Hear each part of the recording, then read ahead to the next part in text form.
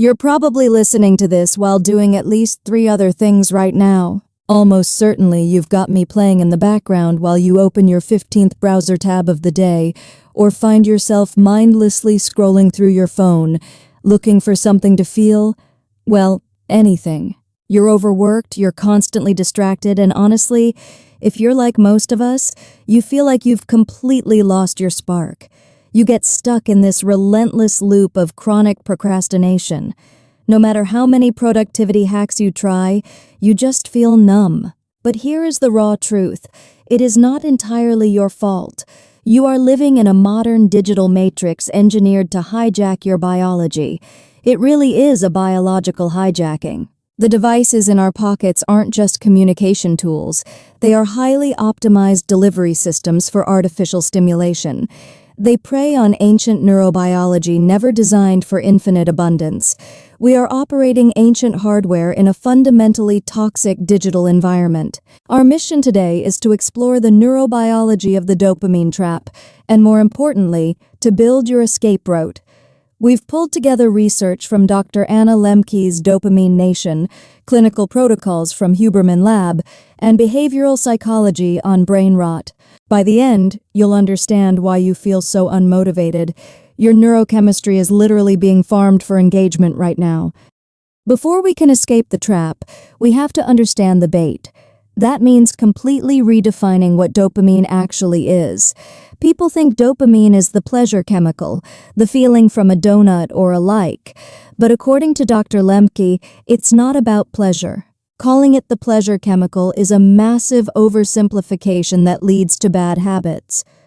Dopamine is actually your brain's motivational compass. It is the neurochemical of wanting, not having. It's the mechanism that drives you to seek, to pursue, and to take action. Compare it to serotonin, which is associated with feeling content with what you have. Dopamine is the relentless, burning drive for what you don't have yet. It signals reward prediction errors.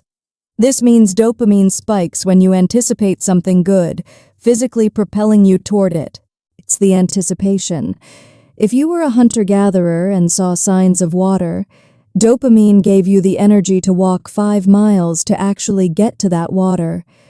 Think of tonic dopamine as your steady background baseline. It determines your general mood and sustained drive, like your idling engine speed. Phasic dopamine is a rapid burst. It's the spike you get from a breaking news alert, a viral video, or heavily processed sugar. Finding a high-calorie berry bush was once a survival event, but today we have limitless berry bushes in our pockets. Our brains cannot handle it. This brings us to brain rot. It's an observable biological phenomenon. When we bombard the brain with spikes, downregulation occurs. Your brain prioritizes homeostasis. It physically reduces the number of D2 dopamine receptors in the striatum to avoid getting completely fried. It's like you've been flooring the gas pedal so long that the engine has gone numb. You haven't lost willpower. Your brain has physically pruned the receptors. When you finally put the phone down, the receptors don't just grow back.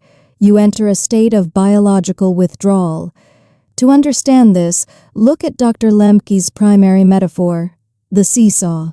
On one side is pleasure, and on the other is pain. Your brain desperately wants this seesaw to be level for homeostasis. When you eat junk food or doom scroll, you press down hard on the pleasure side. To counteract, the brain summons biological gremlins to jump onto the pain side. This is the opponent process mechanism to restore equilibrium. When the stimulus stops, the pleasure disappears, but the pain gremlins are still there. The seesaw violently slams down on the side of pain. This is a dopamine deficit state. Your levels don't just return to normal, they plummet way below it. You feel significantly worse and more anxious than before. Because you feel worse, your instinct is to grab the phone again to make those pain gremlins go away. This creates a terrifying habit loop. Procrastination isn't a time problem, it's an emotion regulation problem. When gremlins weigh down the pain side, simple tasks feel biologically impossible. What is the solution? Is the answer to lock ourselves in an empty room? Definitely not. We need to expose the internet myth of the extreme dopamine detox.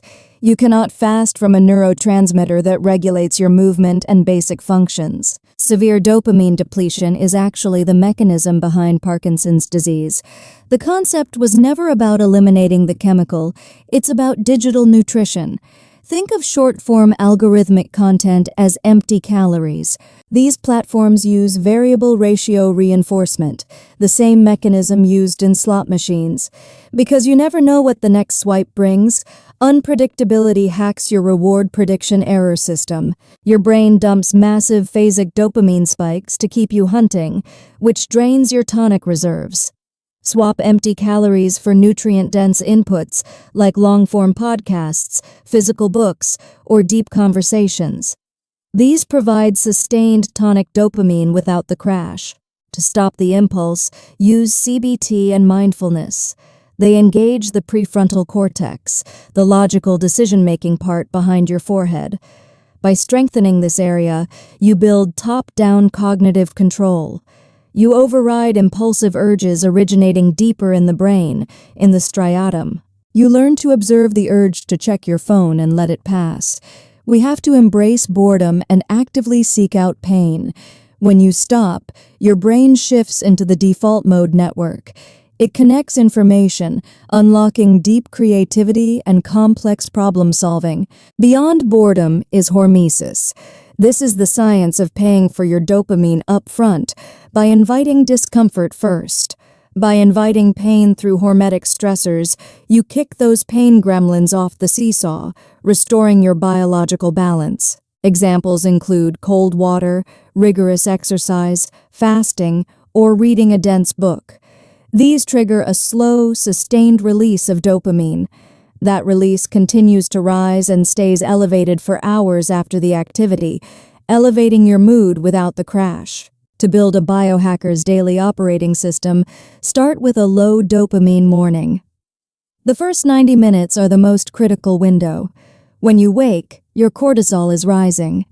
Reaching for your phone sets a biologically demanding dopamine threshold for the rest of the day. Instead, get morning sunlight. Light viewing triggers a neural circuit that regulates the natural, healthy release of dopamine throughout the entire day. Fuel the system with L-tyrosine-rich foods like eggs or nuts to give your brain the building blocks to produce motivation. Delay your caffeine intake for the first 90 minutes to allow natural adenosine clearance, preventing an afternoon crash.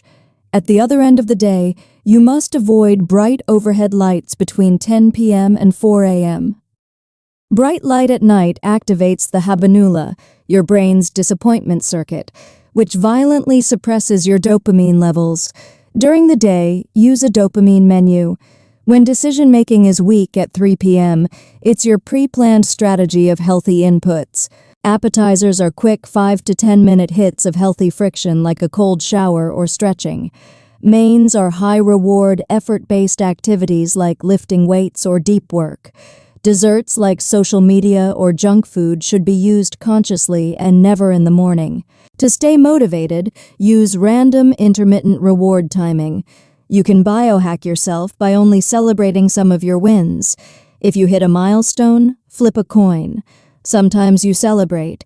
Other times you decide not to and just keep working. This keeps the brain guessing and keeps motivation high without burning out your baseline.